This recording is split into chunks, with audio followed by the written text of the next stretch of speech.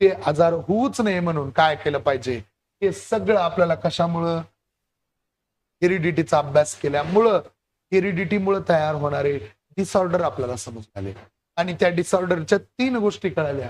त्याचं निदान बी करू शकतो, त्याची ट्रीटमेंट बी करू शकतो आणि ते होऊ नये म्हणून काळजी बी घेऊ शकतो. पॉइंट काय मग? Diagnosis, treatment and the prevention of the hereditary disorder. गेल्या वर्षी होत्या down syndrome, Turner syndrome, sickle cell anaemia वगैरे वगैरे. गेल्या वर्षी काही डिसऑर्डर, हेरिडिटरी डिसऑर्डर आपण स्टडी केलेला आहे. ओके, पहिलं काम काय मग? एकदम सोपं म्हणत राहा.